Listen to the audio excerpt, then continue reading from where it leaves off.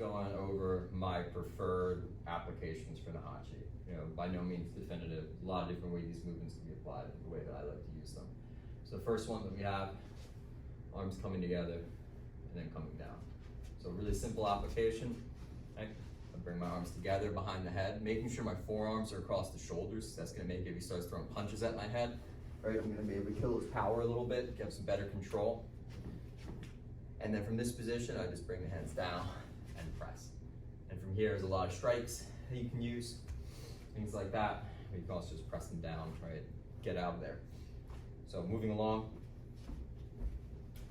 where you have this cross step, coming into this position, big elbow, square, arm comes down and punches. So from a little bit more of a distance, right? Confronted by a potential attacker, have my hands up, right? He swings to come after me, I step and crash in. And I take that position off to the side, while grabbing and controlling with one arm, while pressing with the opposite arm to try to control that hand. I have my head offline, just get away from that punch, make it hard for him to get a clean shot, and then I see opportunity to throw the elbow. Now if he blocks that elbow, let's say with his opposite hand, right, I bring it down, I step to the side while I turn him around, and I throw the punch. From there, we have this movement. Right? If I have this arm here, right, and I hit him, especially up high, right, I hit him hard, right, he moves away from that punch. And because I have the arm, he straightens his arm. It's only because his arm is already straight that I can apply an arm lock here. It's important to understand that if his arm isn't straight, there'd have to be a huge difference in size and strength for me to forcibly straighten his arm and then apply the lock.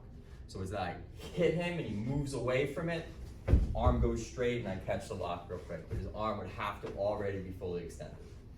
Moving along. So we come down here, kind of older versions of this form, right?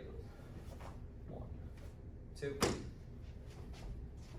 So I just start from this basic hold. Right? Now he has my head with one arm.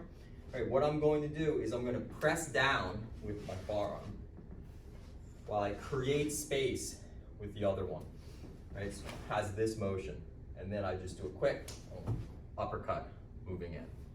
So again, start with a basic clinch, create space and hit. Moving along, I have foot sweeps with both legs. Right, I interpret that, right? So I can get around to the outside, execute the sweep, it's a really good one. Or I can do it from the inside, doing the sweep. Both legs. And last, arms come down and then out in this position. From here, if we're in a tie-up, especially if he has both hands here, right? If I have trouble getting between and breaking this grip, I just go over top and then I create this frame. Very effective. If he wants to pull me down, create a wedge here, it's gonna make it hard for him to. And then I also, of course, can hit from that position. Very effective. But that's Naihanchi.